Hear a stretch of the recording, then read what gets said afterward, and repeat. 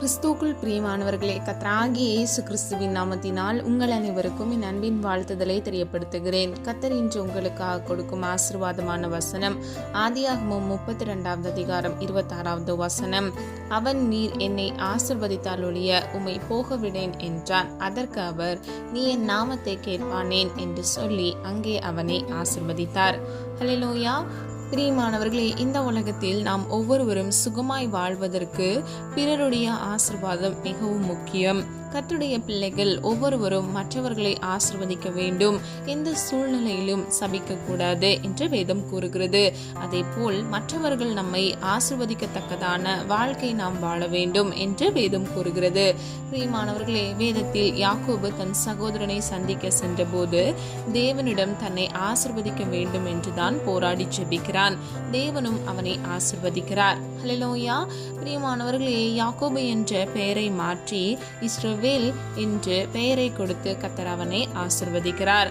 பிரியமானவர்களே, இன்றைக்கு உங்க வாழ்க்கையில கூட நீங்க ஆசீர்வாதத்தை பெற்றுக்கொள்ள வேண்டும் என்று நீங்க விரும்புகிறீங்க அப்படின்னா, நீங்க ஆசீர்வாதத்தை பெற்றுக்கொள்கிற வாழ்க்கையை வாழ வேண்டும். பிதாவாகிய தேவனுடைய சமூகத்தில் நீங்கள் ஆசீர்வாதத்தை சுதந்திரித்துக் கொள்ளத்தக்க தேவ சித்தத்தை நீங்கள் செய்ய வேண்டும். அப்பொழுது நீங்கள் நிச்சயமாக ஆசீர்வதிக்கப்படுவீர்கள். வேதத்திலிருந்து 3 காரியங்கள் மூலமாக நாம் ஆசீர்வதிக்கப்படுகிறோம் என்பதை அறிந்து கொள்ளலாம். முதலாவது, தேவனிடம் இருந்து ஆசீர்வாதத்தை பெற்றுக்கொள்ள வேண்டும். ஆதார வசனம் 2 சாமுவேல் 6வது அதிகாரம் 11வது வசனம்.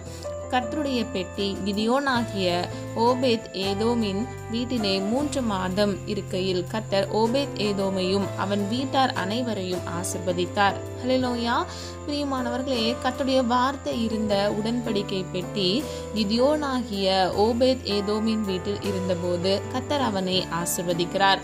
பிரியமானவர்களே, உங்கள் இருதயம் என்கிற பலகையில் கர்த்தருடைய வார்த்தை இருந்தால், அந்த வார்த்தையின்படி நீங்கள் நடந்தால், கர்த்தராகிய தேவன் எப்படி ஓபேத் ஏதோமை ஆசீர்வதித்தாரோ, உடன்படிக்கை பெட்டி இருந்த அந்த வீடை கர்த்தர் ஆசீர்வதித்தார். அதே போல கர்த்தர் உங்களையும் ஆசீர்வதிப்பார். வெளிப்படுத்தல் 1வது அதிகாரம் 3வது வசனம். இந்த தீர்க்க தரிசன வசனங்களை வாசிக்கிறவனும் கேட்கிறவர்களும் இதில் எழுதியிருக்கிறவைகளை கை கொள்கிறவர்களும் பாக்கியவான்கள், காலம் சமீபமாய் இருக்கிறது.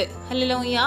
பிரியமானவர்களே, வெளிப்படுத்தல் சுவிசேஷத்தை எந்த ஒரு மனிதன் வாசித்தாலும் கேட்டாலும் அதில் எழுதியிருக்கிறவைகளின்படி அவன் கிரியைகளை நடப்பித்தால், அவன் செயல் மூலமாக அதை செய்தால் அவனை பாக்கியவான் என்று வேதம் சொல்லுகிறது. பாக்கியவான் என்றால் ஆசீர்வதிக்கப்பட்டவன். பிரியமானவர்களே, நாம் தேவனிடத்திலிருந்து ஆசீர்வாதம் பெற்றுக்கொள்ள வேண்டும் என்றால் நாம் முதலாவது நம்முடைய இருதய பலகையில் கர்த்தருடைய வார்த்தையை சுமந்து செல்கிறவர்களாய், அது மாத்திரமல்ல அந்த வார்த்தை சொல்கிற பிரகாரம் நாம் நடக்கிறவர்களாய் இருக்கும் பொழுது கர்த்தர் நம்மை ஆசீர்வதிக்கிறார். இரண்டாவது, வெளிப்படுத்தல் சுவிசேஷத்தை நீங்கள் தியானிக்கும் போது, கேட்கும் பொழுது, அதை வாசிக்கும் பொழுதே கர்த்தர் உங்களை ஆசீர்வதிக்கிறார். அது மாத்திரமல்ல, நீங்கள் கை கொள்ளும் பொழுது நீங்கள் மிகுதியாக ஆசீர்வதிக்கப்படுகிறீர்கள். ஹல்லேலூயா. இரண்டாவது, பெற்றோரிடம் இருந்து ஆசீர்வாதத்தை பெற்றுக்கொள்ள வேண்டும். ஆதார வசனம் ஆதியாகமம் 27வது அதிகாரம் 4வது வசனம். அதை எனக்கு பிரியமாயிருக்கிற ருசியுள்ள பதார்த்தங்களாக சமைத்து நான் புசிக்கவும், நான் மரணம் அடையும் முன்னே என் ஆத்துமா உன்னை ஆசீர்வதிக்கவும் என்னிடத்தில் கொண்டு வா என்றான். ஹல்லேலூயா. ஈசாக்கு தன் முதிர் வயதில் தன் மகன் ஏசாவிடம், நான் மரணம் அடையும் முன் எனக்கு பிரியமான பதார்த்தங்களை சமைத்து கொண்டு வா, நான் அதை புசித்து உன்னை ஆசீர்வதிப்பேன் என்று கூறுகிறார். பிரியமானவர்களே, நாம் வாழ்வதற்கு காரணமாக இருக்கிற பெற்றோரை நாம் கனம் பண்ண வேண்டும். பெற்றோரிடமிருந்து நாம் ஆசீர்வாதங்களை அனுதினம் பெற்றுக்கொள்கிறவர்களாய் இருக்க வேண்டும். நீங்கள் உங்கள் பெற்றோருக்கு கீழ்ப்படிந்து அவர்களுக்கு பிரியமான வாழ்க்கை வாழும்போது அவர்கள் உங்களை ஆசீர்வதிக்கிறார்கள். ஹல்லேலூயா. பிரியமானவர்களே, எபேசியர் 6வது அதிகாரம் 1வது வசனத்தின்படி, பிள்ளைகளே, உங்கள் பெற்றோருக்கு கர்த்தருக்குள் கீழ்ப்படியுங்கள், இது நியாயம் என்று சொல்லப்படுகிறது. பிரியமானவர்களே, கர்த்தருக்குள் நீங்கள் பெற்றோருக்கு கீழ்ப்படியும் பொழுது கர்த்தர் உங்களை ஆசீர்வதிக்கிறார். ஹல்லேலூயா. பெற்றோருக்கு கீழ்ப்படியும் பொழுது கர்த்தர் ஆயுசு நாட்களையும் கூட்டி கொடுக்கிறார் என்று வேதம் சொல்லுகிறது. ஹல்லேலூயா. பிரியமானவர்களே, முதலாவது நம்ம பார்த்தோம் தேவனிடத்திலிருந்து நம்ம ஆசீர்வாதத்தை எப்படி சுதந்திரித்துக் கொள்கிறோம் என்பதை. இப்பொழுது நாம் பெற்றோரிடமிருந்து ஆசீர்வாதத்தை எவ்விதமாக சுதந்திரித்துக் கொள்கிறோம் என்பதை நம்ம பார்த்தோம். கீழ்ப்படிதல் மாத்திரமே பெற்றோருடைய இருதயத்திற்கு இன்பமாக சந்தோஷத்தை தருகிறதாக இருக்கிறோம். பிரியமானவர்களே, எத்தனையோ பிள்ளைகள் அவங்க இஷ்டப்படி நடக்கும் பொழுது, நம்முடைய பெற்றோர் சொல்கிற வார்த்தைகளை கர்த்தருக்குள் நம்ம கீழ்ப்படிந்து நடக்கும் பொழுது நம்மை அவர்கள் ஆசீர்வதிக்கிறார்கள். அது மாத்திரமல்ல, அதன் மீது தேவன் பிரியமாயிருக்கிறார். ஹல்லேலூயா. மூன்றாவது, ஊழியர்களிடமிருந்து ஆசீர்வாதத்தை பெற்றுக்கொள்ள வேண்டும். ஆதார வசனம் யாத்ராகமம் 39 அதிகாரம் 42 வசனம் 43 வசனம். கர்த்தர் மோசேக்கு கற்பித்தபடி எல்லாம் இஸ்ரவேல் புத்திரர் சகல வேலைகளையும் செய்தார்கள். மோசே அந்த வேலைகளை எல்லாம் பார்த்தான். கர்த்தர் கற்பித்தபடியே அதை செய்திருந்தார். மோசே அவர்களை ஆசீர்வதித்தான். ஹல்லேலூயா. பிரியமானவர்களே, தேவன் மோசேயிடம் ஆசாரிப்பு கூடாரம் கட்டுவதற்கான திட்டத்தை கொடுக்கிறார். மோசே அதை இஸ்ரவேல் ஜனங்களிடம் கூறுகிறார். இஸ்ரவேல் ஜனங்கள் மோசே சொன்னபடியே ஆசாரிப்பு கூடாரத்தை கட்டின போது மோசே இஸ்ரவேல் ஜனங்களை ஆசீர்வதித்தான். பிரியமானவர்களே, உங்கள் ஆவிக்குரிய வாழ்வில் நடக்கிற உங்கள் போதகர் அல்லது ஊழியர்கள் கூறும் கர்த்தருடைய வார்த்தைக்கு நீங்கள் கீழ்ப்படிந்து நடந்தால் கர்த்தர் உங்களை ஆசீர்வதிப்பார். ஹல்லேலூயா. கடைசியாக நான்காவது, சகோதரரிடம் இருந்து ஆசீர்வாதத்தை பெற்றுக்கொள்ள வேண்டும். ஆதார வசனம் ஆதியாகமம் 24 அதிகாரம் 60 வசனம். ரெபெக்காளை வாழ்த்தி, எங்கள் சகோதரியே, நீ கோடா கோடியாய் பெருகுவாயாக, உன் சந்ததியார் தங்கள் பகைஞருடைய வாசல்களை சுதந்திரித்துக் கொள்வார்களாக என்று ஆசீர்வதித்தார்கள்.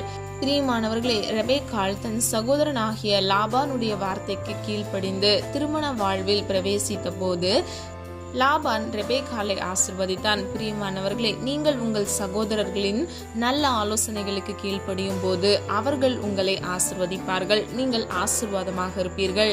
ஹல்லேலூயா. பிரியமானவர்களே, நீங்கள் மற்றவர்களை ஆசீர்வதிக்கத்தக்கதான வாழ்க்கை வாழ்ந்து ஆசீர்வாதத்தை பெற்றுக்கொள்ளுங்கள். கர்த்தர் நிச்சயமாக அதன் மீது பிரியமாயிருந்து உங்களையும் கர்த்தர் ஆசீர்வதிப்பார். ஹல்லேலூயா. சொல்லப்பட்ட காரியங்களை ஆராய்ந்து பாருங்க.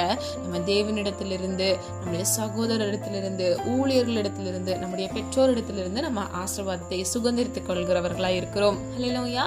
ஜெபம். அன்பின் பிதாவே, அப்பா, எங்களை வந்து கரத்தில் ஒப்பு கொடுக்கிறோம். அறிந்தும் அறியாமல் செய்த தவறுகளை மன்னிங்க. குற்றங்கள் குறைகள் உண்டப்பா, தயவாய் மன்னிங்க தகப்பனே. உனக்கு பாக்கியமும் நன்மையும் உண்டாயிருக்கும் என்று சொன்னீங்களேப்பா. ஒவ்வொரு பிள்ளைகளையும் ஆசீர்வதிங்க. நன்மையினால் ஆண்டவரே பிள்ளைகளை திருப்தியாக்குங்க. ஜீவகாலமெல்லாம் நன்மையும் கிருபையும் உன்னை தொடரும் என்று சொன்ன வசனத்தின்படி ஒவ்வொரு பிள்ளைகளையும் ஆண்டவரே நன்மையினாலும் அப்பா உடைய ஆசீர்வாதத்தினாலும் நீர் திருப்தியாக்கி வழிநடத்தி சொல்லும்படியாய் ஜெபிக்கிறோம் தகப்பனே. ஒவ்வொரு பிள்ளைகளையும் ஆண்டவரே நீரே பாதுகாத்து நீரே வழிநடத்தி சொல்லும்படியாய் ஜெபிக்கிறோம் தகப்பனே. 4 விதமான ஆசீர்வாதங்களையும் நாங்கள் எங்கள் வாழ்க்கையில் சுதந்திரித்துக் கொள்கிறவர்களை எங்களை மாற்றுங்கப்பா.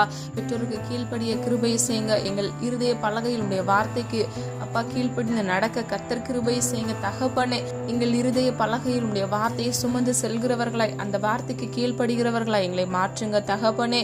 சகோதரிடத்திலிருந்தும் ஆசீர்வாதத்தை சுதந்திரித்துக் கொள்கிறவர்களாய், எங்கள் ஊழியர்களின் வார்த்தைக்கு சொல் கேட்டு நடக்கிற பிள்ளைகளாய் எங்களை மாற்றுங்கப்பா. உமக்கு பிரியமானதை செய்ய ஒவ்வொரு பிள்ளைகளுக்கும் கற்றுக் கொடுங்க. வனத்தின் பல கனிகளை திறந்து உடைய பிள்ளைகளை ஆசீர்வதிங்க. நான் உன்னிடத்தில் வந்து உன்னை ஆசீர்வதிப்பேன் என்று சொன்ன வசனத்தின்படி எந்த ஸ்தலத்தில் உடைய பிள்ளைகள் இருந்தாலும் அந்த இடத்தில் கர்த்தராகிய தேவன் நீர் சென்று உடைய பிள்ளைகளை ஆசீர்வதிக்கும்படியே ஜெபிக்கிறேன் தகப்பனே. பிள்ளைகள் கையின் பிரயாசத்தையும் கையிட்டு செய்கிற ஒவ்வொரு காரியங்களையும் ஆசீர்வதிங்க தகப்பனே. நீர் ஆசீர்வதித்தால் ஒளிய உம்மை போகவிடேன் என்று எப்படி யாக்கோபு சொன்னாரோப்பா, இன்றைக்கு உடைய பிள்ளைகளுக்கு இயேசுவின் நாமத்தினால் ஆண்டவரே ஆசீர்வாதங்களை கட்டளையிடுங்கப்பா. நீர் அப்படியே செய்கிறதற்காக நன்றி செலுத்துகிறோம் தகப்பனே. எல்லா குறைவுகளையும் நிறைவாக மாற்றுங்க கிறிஸ்து இயேசுவுக்குள் அப்பா. ஆண்டவரே உன்னத கிருபையினால் உடைய பிள்ளைகளை அப்பா ஆசீர்வதித்து நீரே பாதுகாத்து வழி நடத்துங்க தகப்பனே. அப்பா எல்லா குற்றங்கள் குறைவுகளை மன்னிங்கப்பா. எல்லா ஆசீர்வாத தடைகளை இயேசுவின் நாமத்தினால் நிர்மூலமாக்குங்கப்பா. உடைய சித்தம் உடைய பிள்ளைகள் வாழ்க்கையில பரிபூர்ணமாய் நிறைவேறட்டும் அப்பா. உமால் எல்லாம் ஆகும் அப்பா. உமால் ஆகாதது ஒன்றுமில்லை ஆண்டவரே. அப்பா பிள்ளைகளோடு கூட இருந்து பிள்ளைகளை ஆசீர்வதிங்க தகப்பனே. என் கிருபை உனக்கு போதும் என்று சொன்னீங்களே அப்பா. உடைய கிருபையினால் ஆண்டவரே இயேசுவின் நாமத்தினால் பிள்ளைகளை ஆசீர்வதித்து திருப்தியாக்குங்க தகப்பனே. நீர் அப்படியே செய்கிறதற்காக நன்றி செலுத்துகிறோம் அப்பா. உமக்கு பிரியமானதை செய்ய உடைய பிள்ளைகளுக்கு இன்னும் இன்னும் கற்றுக் கொடுங்கப்பா. வரத்திலும் போக்கிலும் கர்த்தருடைய கரம் கூட இருக்கட்டும் ஆண்டவரே. அப்பா உடைய நாமம் மாத்திரம் மகிமைப்படுவதாக தகப்பனே. ஜெபித்த ஒவ்வொரு காரியங்களுக்கும் நீர் ஆமென்று மாமென் என்று பதில் கொடுக்க போகிற கிருபைகளுக்காக நன்றி. பரிபூர்ண ஆசீர்வாதத்தை கட்டளையிடுங்க அப்ப. நீதியின் பாதையில் உடைய பிள்ளைகளை நடத்துங்கப்பா. கால் வலுவாதபடிக்கு ஆண்டவரே இயேசுவின் நாமத்தால் பிள்ளைகளுடைய நடைகளை உறுதிப்படுத்துங்கப்பா.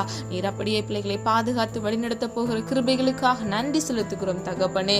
ஒவ்வொரு பிள்ளை பிள்ளைகளையும் அப்பா பிதா குமாரன் பரிசுத்த ஆவியானவராகிய திரியோக தேவனுடைய வல்லமையுடன் நாமத்தினால் ஆசீர்வதிக்கும்படியை ஜெபிக்கிறேன். காத்துக்கொள்ளுங்க, பொறுப்படுத்திக் கொள்ளுங்க. எங்களை தாழ்த்துக்கிறோம், வெறுமையாக்குகிறோம். மீட்பர் இயேசு கிறிஸ்துவின் மூலம் ஜெபிக்கிறோம் ஜீவனுள்ள நல்ல பிதாவே, ஆமென். கர்த்தராகிய தேவன் தாமே உங்களுடைய வாழ்க்கையை வெளிச்சமாய் மாற்றி நிச்சயமாக கர்த்தருடைய சமூகத்திலிருந்து உங்களுக்கான ஆசீர்வாதத்தை இன்றைக்கே கட்டளையிட்டு கர்த்தர் உங்களை ஆசீர்வதித்து திருப்தியாக்குவாராக. God bless you.